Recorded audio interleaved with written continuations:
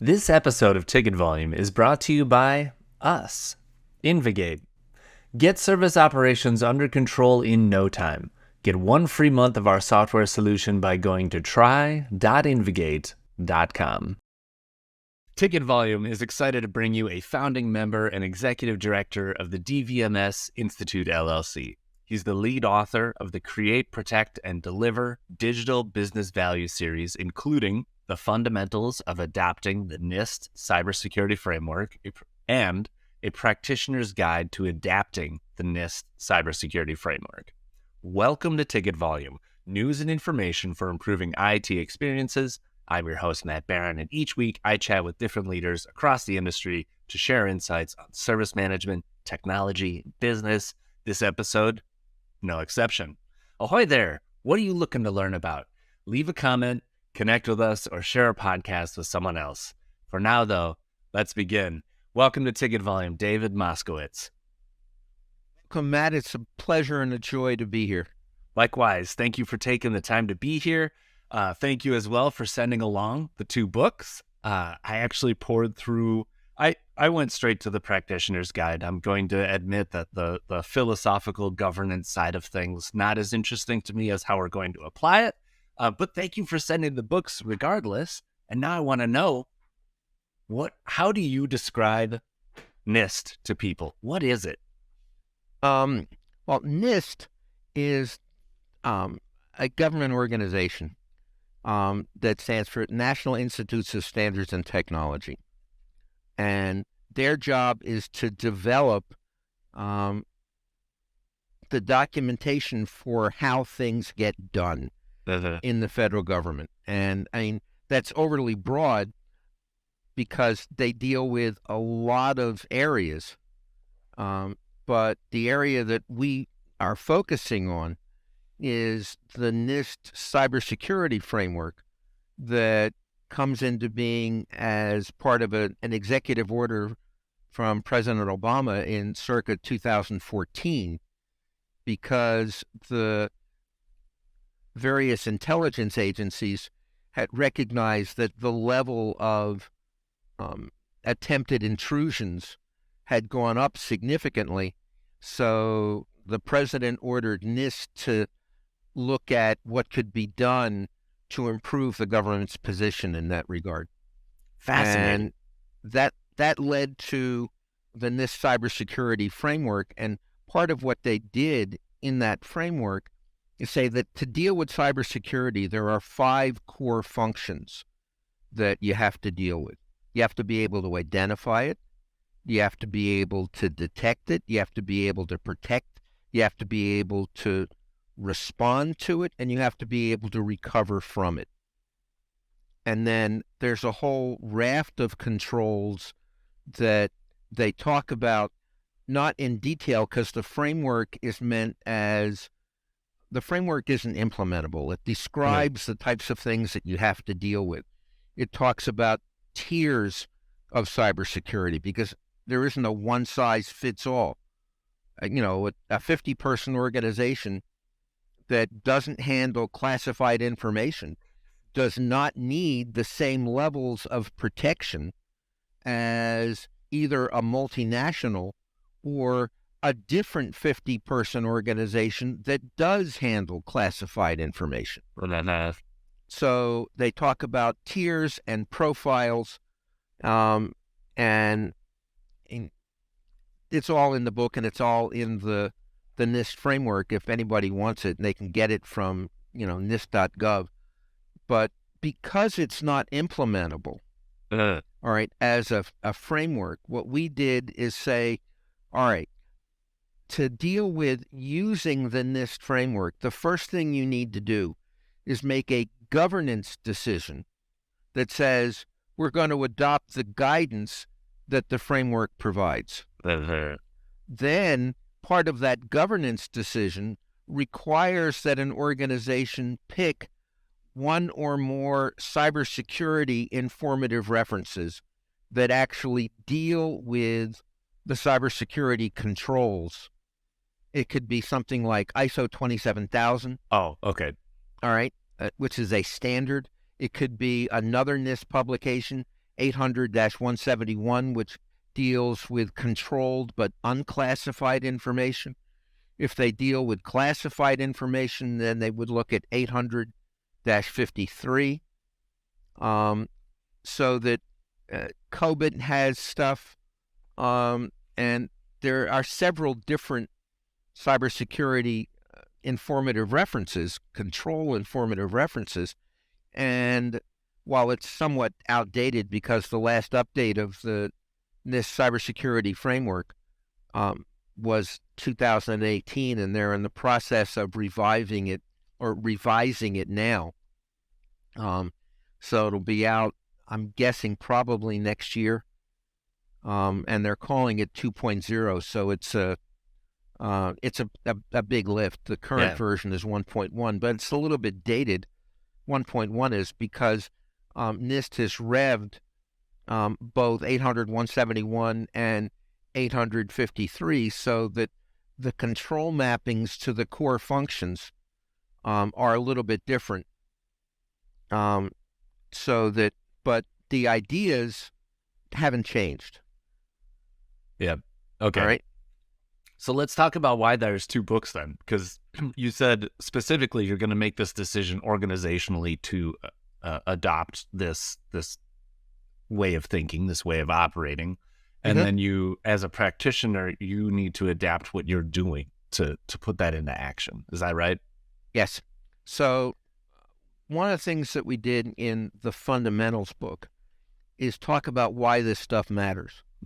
So we go back and review some of the basis for the executive order in 2014, talk about the evolving threat landscape and the fact that, anybody that has one of these things, has, by comparison, a supercomputer to the computers that went to the moon or dealt with the space shuttle, or so that the idea that everybody's now, there's this thing that we call the Internet of Things, and you have an expanding attack surface. I was talking with somebody yesterday, and they said they have their refrigerator is, connected to the internet. Yeah. Now, I'm not sure why you'd want to do that, but at least not in our household. But if you think about it, that refrigerator is a potential point of entry for a threat actor. Yes. All right. Yeah.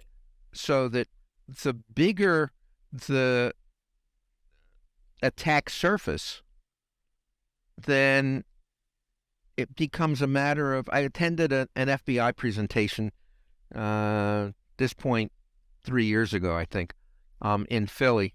And they said it's not a matter of if you've been hacked, it's only a matter of when. And part of what we tried to do in the fundamentals book is make people understand that this is not something that's nice to do. Yes. And if you treat it as a cost center, it doesn't get done.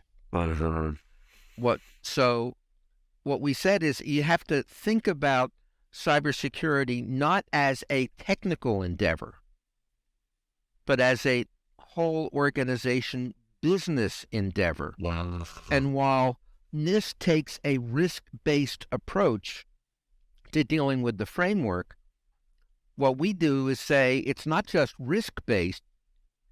At the technical level, at the digital level, it's organizational level. Yes. All right? The best example I can give you, having nothing to do with cybersecurity, if you go back in history when there was the whole issue with Tylenol. Yeah. That, all right, what did Johnson & Johnson do? They didn't look at just how to fix Tylenol. Yeah, the manufacturer, making sure that the supply chain is good, that the product... Exactly. They went through the whole thing. So that what we have today in terms of safety seals and child-proof caps and all of that, it created a sea change because Johnson & Johnson reacted at the company level not how do we fix Tylenol, how do we address this problem that's not potentially just facing this one over-the-counter drug, but could impact everything.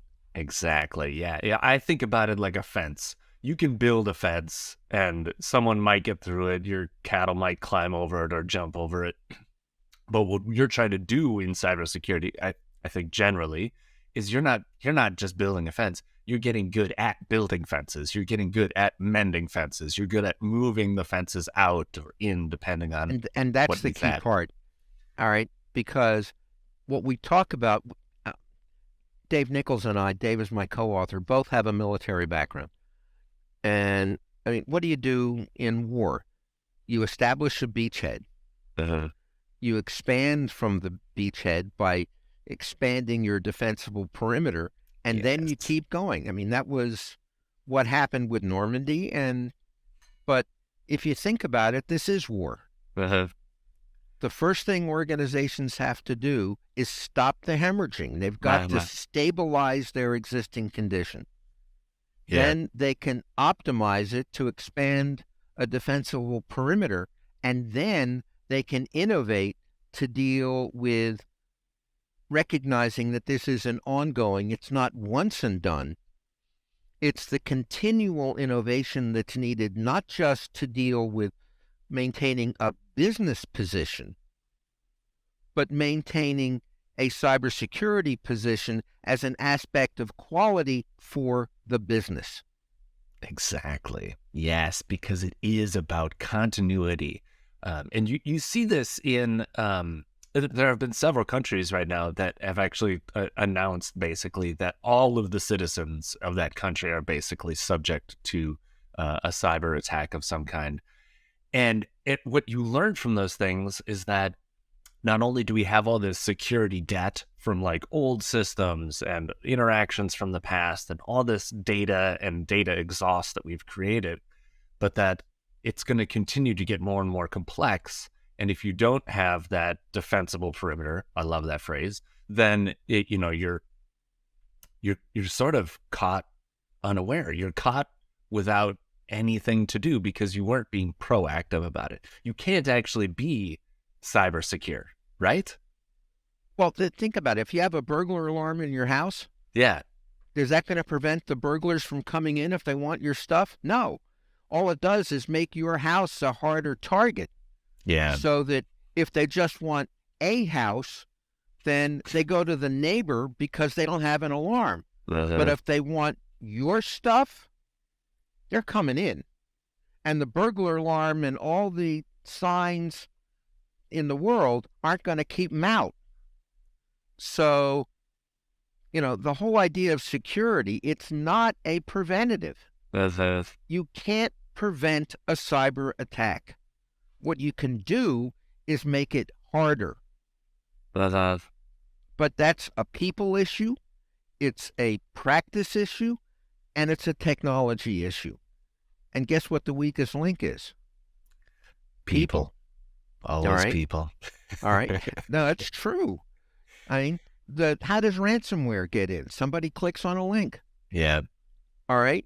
And the threat actors are getting better at disguising what they're doing. And I mean, one of the things that is sort of, back of mind, but if we look at ChatGPT for a moment, all right, what's to say that that same technology can't be used by a threat actor as a way of generating a way of dealing with a particular organization? I mean, the threat actors are creative. I mean, the FBI told us about a group that hacked a resume site.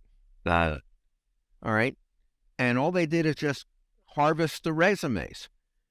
But then what they did was go look at other sites that used this resume site because the other sites were posting, we just hired, Doctor Who. Yeah. All right. Sorry for the reference. We just hired somebody. Yep. So then the threat actors were combing through the resumes, said, we have his resume. And then they'd target a phishing attack at this new hire who hopefully hadn't gone through all the onboarding and learned what not to do yet. And that proved to be rather successful because the FBI told us about it. But think about that level of creativity. They're attacking site A because the real target isn't A, but B. Wow, that is such a good story. And you see this all the time on LinkedIn. All these companies are sharing, oh, we just hired so-and-so. We just hired so-and-so. And to connect those dots, oh my gosh. Mm-hmm. You can see if the threat actors value creativity, your projects and your cybersecurity team should be hiring creative people because they can start to think about, how am I going to connect? How are we going to defend against people that are creative, coming up with ways to attack us? And the answer is we have to be as creative. But we also have to look at this from a systems perspective. Why? Yes. Because systems are composed of interacting parts. And the results that a system produces are not the sum of its parts, but rather the product of the interactions of those parts. So that the more interactions you have, the more complex the system becomes. And dealing with complexity is challenging. All right? And there's a difference between complicated and complex. Simple example, if I'm going to make scrambled eggs, that's easy. All right? I know how to make scrambled eggs. I need a pot, a couple of eggs, stir the eggs, pour them into a hot pot, scramble them after, and do the right thing with oil and whatever else you want in them, done. Yeah. It gets complicated if you want to do that for 50 people. Yeah. And each one gets freshly scrambled eggs and they're all served hot. It's a lot of constraints. Yeah. Tough to meet that challenge. But it's, it's something that's doable. Yep. But it's not complex because you're repeating the same thing and now you got to figure out a way to do it. And the goal is to serve the 50th person and have their eggs be as hot as the first person, and the first person isn't done eating by the time the 50th person, all right? But now think about that from a cybersecurity perspective. The bigger the attack surface, each individual surface is relatively simple or complicated. Target was hacked because somebody got in through an HVAC vendor. They stole credentials and came in through a vendor portal.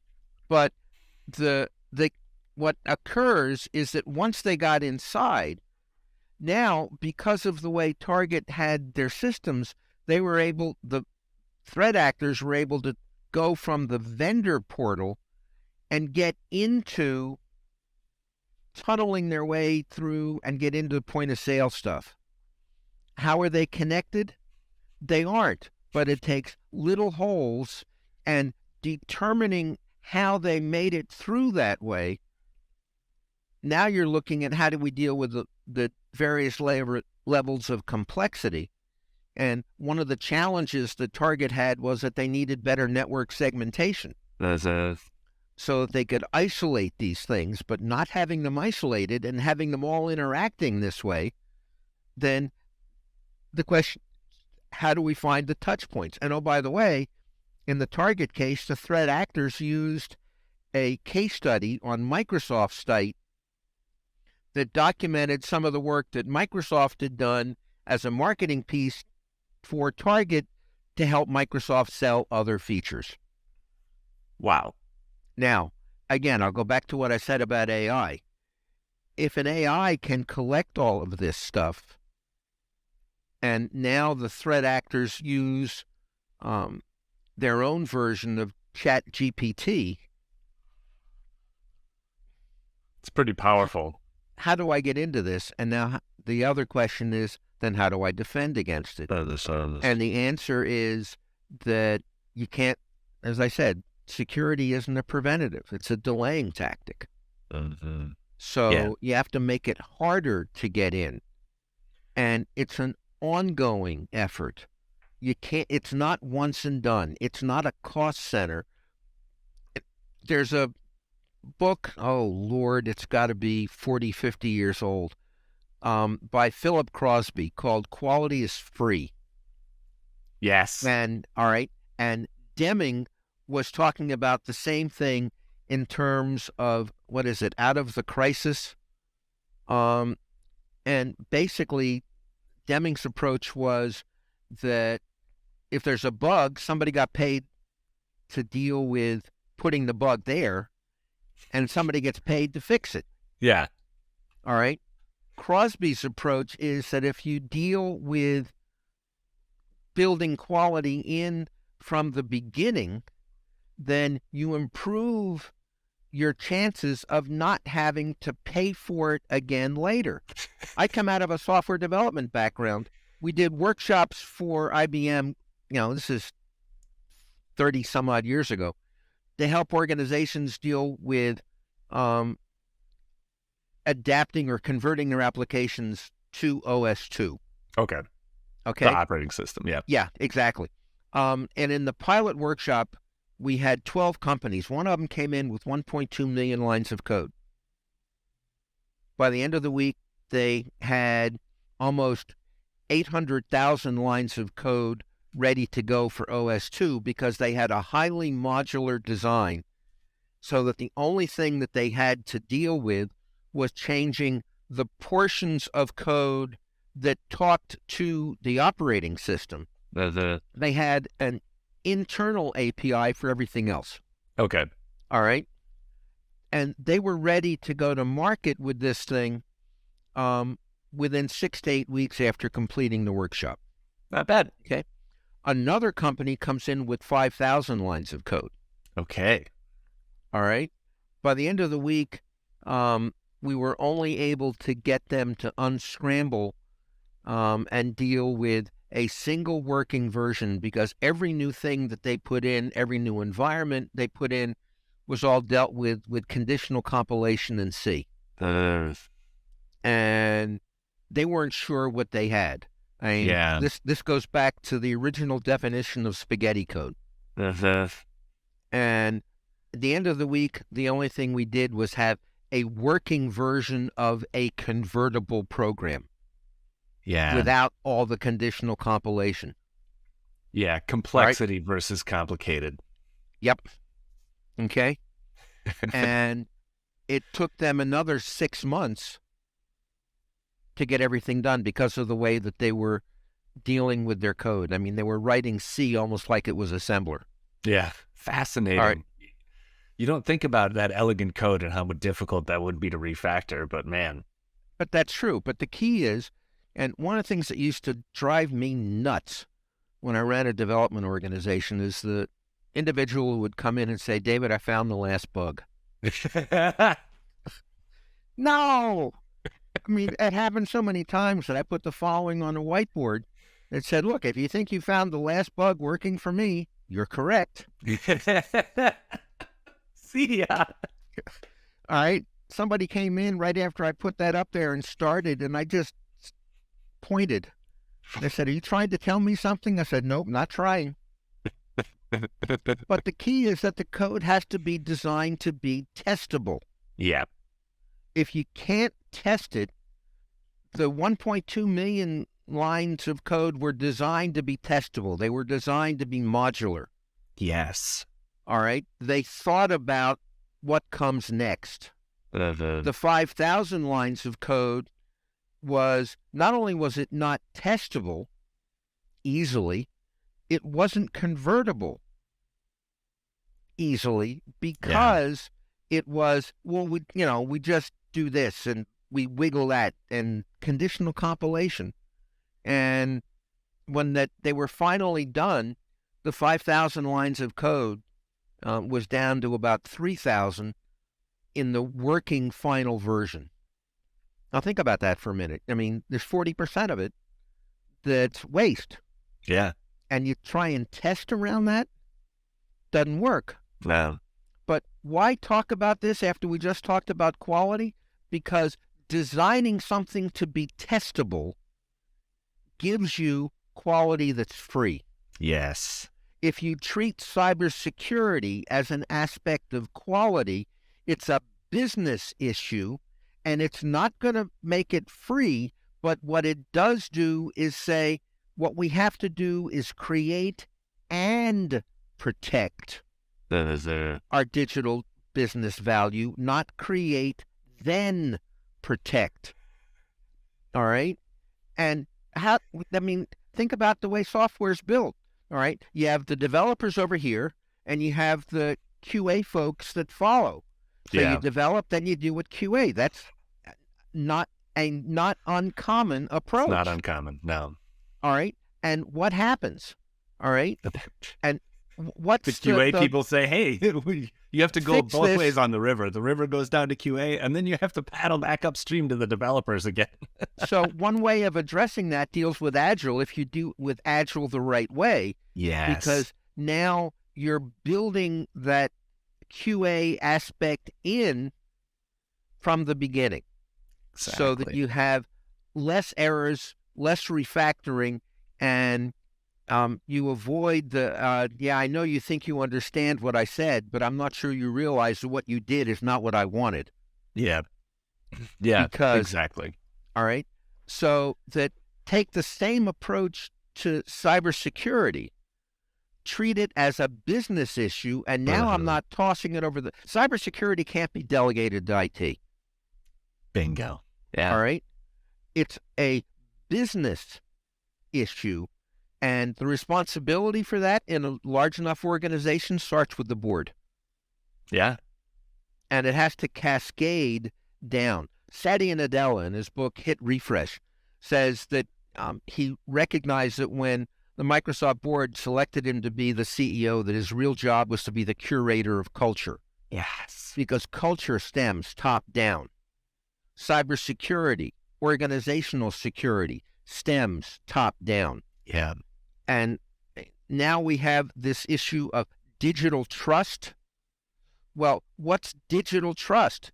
It's in effect, if you net it out, and I don't pretend to be an expert in this area, but if you net it out, all right, it's really about building confidence in the stakeholders that you're delivering and maintaining a level of security that's appropriate for the stakeholders.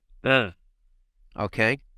Well, if you create and protect digital business value and treat that as an aspect of quality, in the same way that cybersecurity becomes a byproduct of doing the right things the right way, so does digital trust. Yeah. It stops being the dam at the end of the river, and it starts being, how do we fill the river up more? How do we control the river up here instead of down there? And it just makes sense. It's cheaper to do it upstream. Yeah. All right. Deming was right. If somebody introduces a bug, somebody else is going to get paid to fix the bug. And so you've got X number of hours that translate to dollars to the introduction side, and sometimes as much or more on the fix-it side. Well, if organizations are spending all this time fixing, where's the innovation go to? Where's their competitive advantage go to? Yeah, out the window. All right. And part of what we do is, as we introduce this thing in the books called the Digital Value Management System. All right. Which is an approach to dealing with making not just cybersecurity, but managing digital business value, digital business risk. Yes. All right. As an overlay. Yep. Yeah. I think you cover this I think it's chapter 3. You basically talk about how this is part of your business strategy. Like it works upstream to business strategy. Right. And chapter 3 in the Practitioner book. Exactly. And we also deal with it in chapter 8, where we lay out the explicit nature of this overlay. It's not one size fits all. It's one size adaptable by all. So if you're using ITIL or you're using COBIT or you're adhering to ISO 20,000 for service management, what we do is define a minimum viable set of capabilities. All right? Not 22, 37, pick a number of practices, but 7 minimum capabilities. And they are very simple. The organization needs to have the ability or the capability to govern. It needs to have the capability to assure that it's doing the right things the right way. It needs to have the ability to plan. It needs to have the ability to design. It needs to have the ability to change. It needs to have the ability to execute. And it needs to have the ability to innovate. And we use innovate instead of improve because if you think about it, there's actually 4 aspects of innovation. There's the incremental innovation. Yes. All right. That's, if you will, the point release. There's the sustaining innovation. That's the next version. Yep. But what happens if what you're doing is dealing with something that requires a change to policy? That's an adaptive innovation. And if you deal with a change to strategy, that's a disruptive innovation. All right? I like that. Now, go back to what we were talking about stabilize, optimize, and innovate. All right? Those aren't discrete tiers because part of stabilization, a lot of it may be incremental and sustaining. But you may discover that you have to change policy. You may discover to stabilize that you have to change strategy. So that these things are not layers, but they're built on top of a set of models that deal with giving organizations a practical approach to make this stuff work. Yeah. So that the overlay, we talk about 3 layers of the digital value management system. Top layer is like a black box. It's what the organization is already doing. They're doing something. If they're doing some type of planning. They have some level of governance. And I'm not talking about it at the IT level. Right. I'm talking about it at the organizational level because HR has to plan. Finance has to plan. IT has to plan. All right? What are we going to deal with for policies? HR has to do something in design. They have to do something about change. So that this is put together as an overlay, and now the organization says that at this level, we are, all right, how does what we're doing map to these capabilities? What are we doing that we can point to and say, this deals with governance, this deals with change, this deals with innovation?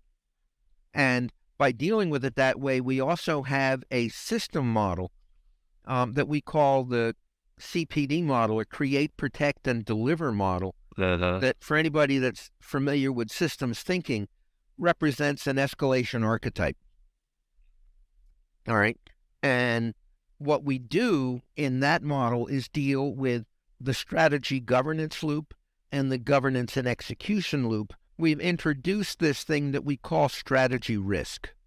And why? Because typically strategy exists on one side and risk is a separate department if the organization is big enough, and they don't always talk to each other.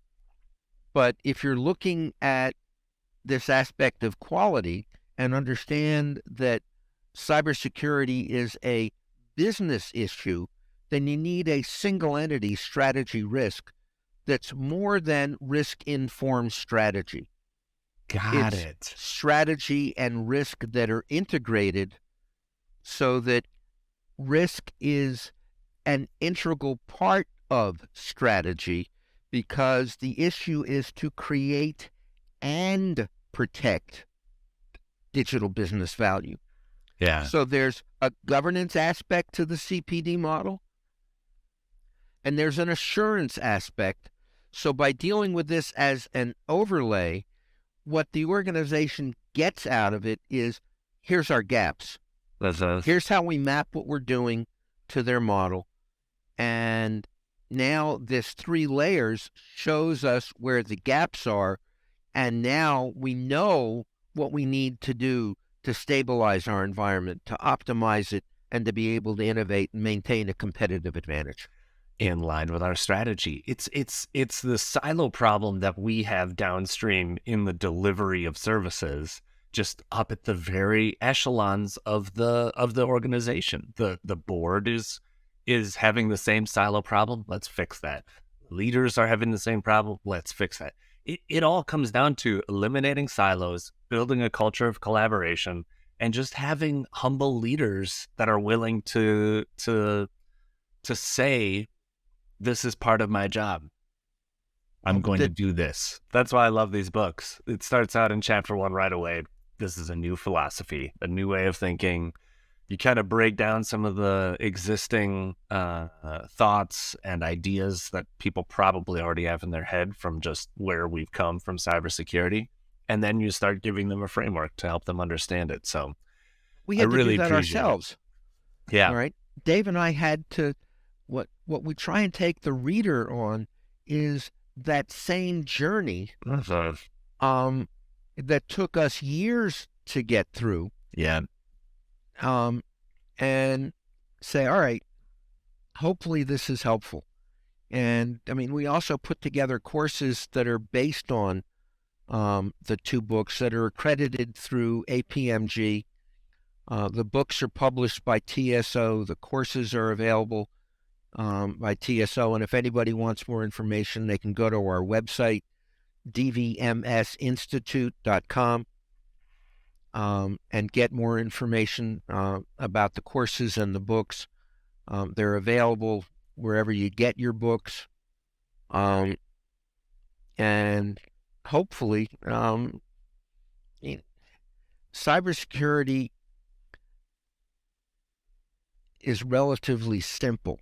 That doesn't mean that it's easy. All right? Simple isn't easy. That's true, because it's simple if you take the approach that it's an aspect of quality. And once you make that mental shift, then the idea of creating and protecting flows as a natural byproduct of that. And if you deal with it as an aspect of quality and create and protect, then what you do is you're building digital trust along the way. Yes, by making it a first-class citizen in your projects and in your programs. Well said, David Moskowitz. So how can people connect with you and learn more? What social networks are you active on? I admit I'm on LinkedIn, Facebook. If people want more information, they can get in touch with me directly at david.moskowitz@dvmsinstitute.com. Perfect. Thank you for being here, David. Thanks for joining us on Ticket Volume. Oh, Matt, it's been my pleasure. And every conversation we've had over the years has been a joy and made me think. So I appreciate the fact that you did that today. Thank you. Oh my gosh. Likewise. Thank you so much. And for our audience, thanks for listening to us beat these ideas to death. We've got a bunch more episodes out there in our back catalog and even more coming. So make sure you subscribe so you can receive an alert every time there's a new episode. You can also submit a specific topic or guest by DMing me or leaving a comment on one of our social media platforms, or, open a ticket. Maybe I'll get it. Someone will assign it to me. Or you can leave a comment on Ticket Volume's LinkedIn page. And speaking of that, if you did like today's podcast and want to share feedback, you can send it to David, you can send it to me, but really it'll be best if you put it out there on the internets for the algorithms to give us the rewards for your interactions. This podcast is brought to you by InvGate, the all-in-one IT service and asset management system that helps organizations with world-class IT support teams. If you're looking for a solution to build service management systems without the headaches of year-long implementations and multi-million-dollar budgets, you're going to love InvGate. In fact, IT teams from NASA, Toyota, and McDonald's use InvGate to manage requests, automate workflows, centralize inventory data, map out configurations, so that they can focus on delivering better service. Because good service is good business.